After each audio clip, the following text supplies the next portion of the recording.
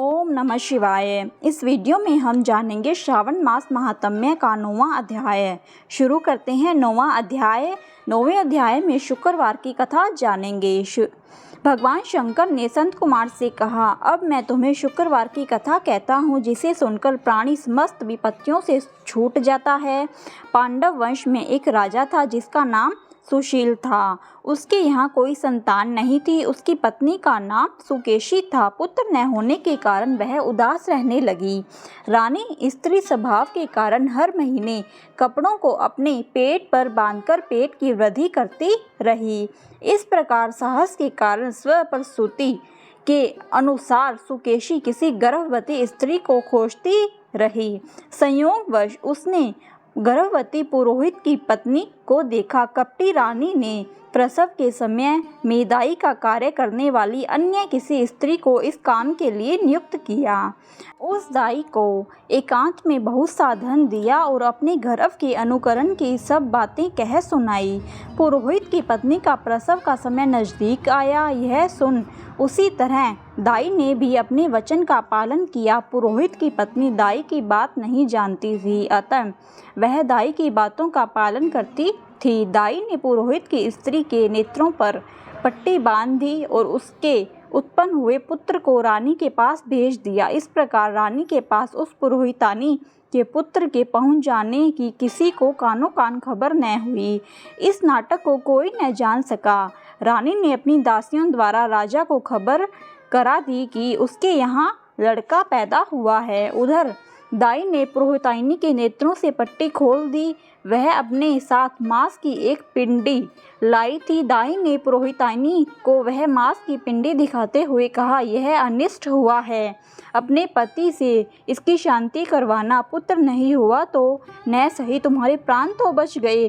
पुरोहित की स्त्री सोचने लगी, कहीं दाई ने मेरे साथ कपट तो नहीं किया।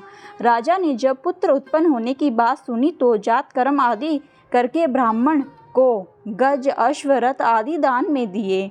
जो बंदी खाने में बंधे थे उनको छोड़ दिया। राजा ने उसका नाम प्रियव्रत रखा। श्रावण मास आरंभ होने पर पुरोहित की स्त्री ने शुक्रवार के दिन भक्ति द्वारा जीवंतिका की पूजा अर्चना की। दीवार पर बहुत से लड़कों के सहित जीवंतिका की तस्वीर बनाई और 5 दीपक जलाकर पुष्पमाला से पूजा अर्चना की। गेहूं के आटे के दीपक बनाकर जलाती और स्वयं भी गेहूं के आटे को शुद्ध घी में पकाकर भोजन करती।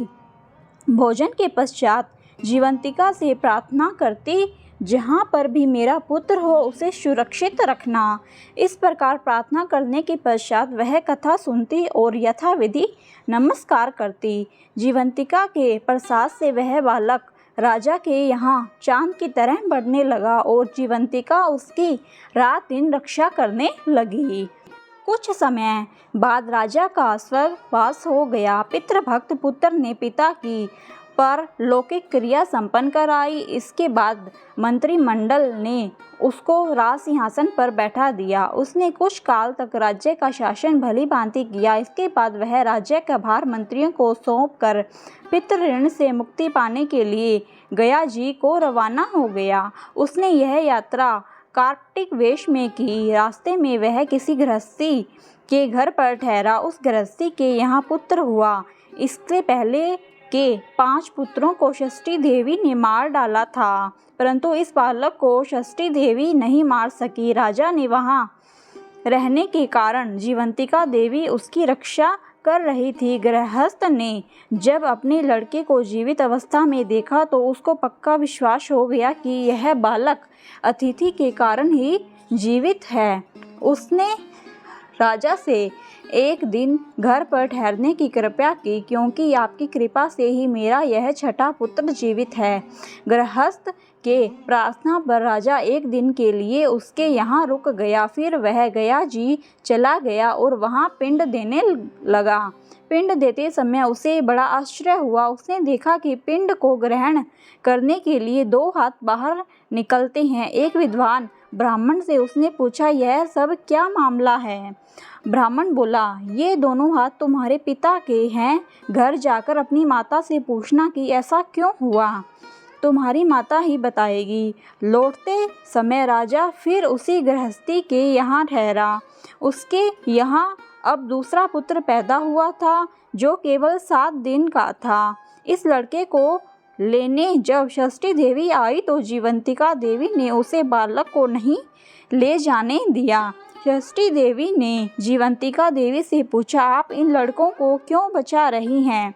इसकी माँ ने कौन सा व्रत किया है जो दिन रात आप इसकी रक्षा करती हैं? राजा भी उस समय जाग रहा था। वह दोनों देवियों की बात सुन रहा था। वह नींद का बहाना करके पड़ा रहा। जीवंतिका देवी बोली, इनके यहाँ जो अतिथि ठहरा हुआ है उसकी माँ श्रावण के महीने में शुक्रवार के दिन मेरा पूजन तथा व्रत नियमानुसार करती है। वह नियम क्या है और किस प्रकार किया जाता है वह सब तुम्हें बताती हूँ। इसकी माँ उस दिन हरे रंग के वस्त्र और हरे रंग की चूड़ियाँ नहीं पहनती, चावल के धोवन को कभी नहीं लांघती, हरे पत्तों के मंडप के नीचे नहीं जाती, हरे रंग की साग सब्जी नहीं खाती। यह सब कुछ वह मेरे लिए ही करती है, इसलिए मैं उसकी तथा उसके पुत्र की रक्षा करती हूँ। षष्ठी देवी और जीवंतिका देवी का वार्तालाप सुनकर राजा सुबह उठकर अपने राज्य में आया। राजा ने अपनी माता से पूछा, हे माता, आप जीवंतिका का व्रत करती हैं तो उसकी विधि क्या है? राजा की माता ने उत्तर दिया, मैं जीवंतिका का व्रत नहीं करती, इसलिए मुझे उसकी विधि का ज्ञान नहीं है। यह सुनकर राजा को बड़ा आश्चर्य हुआ और सोचने लगा कि मेरी माता कौन है। राजा ने गया यात्रा के फल प्राप्त्यार्थ ब्राह्मणों तथा सुहागिनियों को भोजन कराने की इच्छा प्रकट कर उनके यहाँ हरे वस्त्र, हरी चूड़ियाँ आदि परीक्षार्थ भिजवाएं।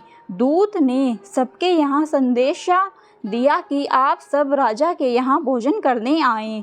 पुरोहित की पत्नी ने राजदूत से कहा, मैं हरे रंग की कोई चीज़ नहीं लेती। राजा को यह समाचार मिलने पर उसने पुरोहित पत्नी के लिए लाल रंग के वस्त्र और लाल रंग की चूड़ियाँ भेजी। पुरोहित पत्नी ने उन चीज़ों को ले लिया और राजमहल में आई। पुरोहित पत्नी को देखकर राजा ने हाथ जोड़कर उनका अभिवादन किया और नियम का पालन करने का कारण पूछा। उसने इसका कारण शुक्रवार व्रत बताया। राजा को देखकर उसी समय उसके स्तनों से मातृ प्रेम के भाव के कारण दूध निकलने लगा। उस दुग्ध से राजा भलीभांति सिंचित हो गया।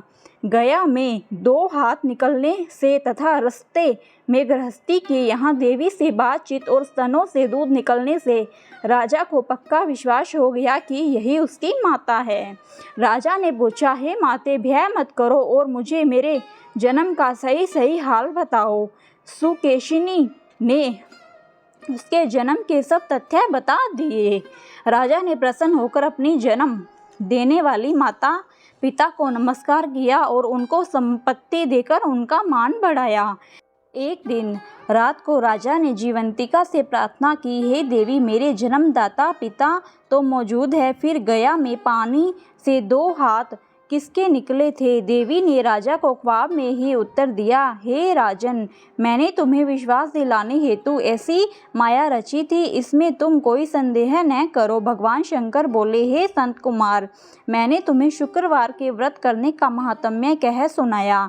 इस व्रत को श्रावण के मास में करने से मनुष्य की समस्त इच्छाएं पूर्ण हो जाती है। धन्यवाद मित्रों, यह अध्याय यहीं पर समाप्त होता है। अगर आपको आज की वीडियो पसंद आई हो तो मेरी वीडियो को आप लाइक करें, शेयर करें और प्लीज़ मेरे चैनल को सब्सक्राइब करें। धन्यवाद। ओम नमः शिवाय।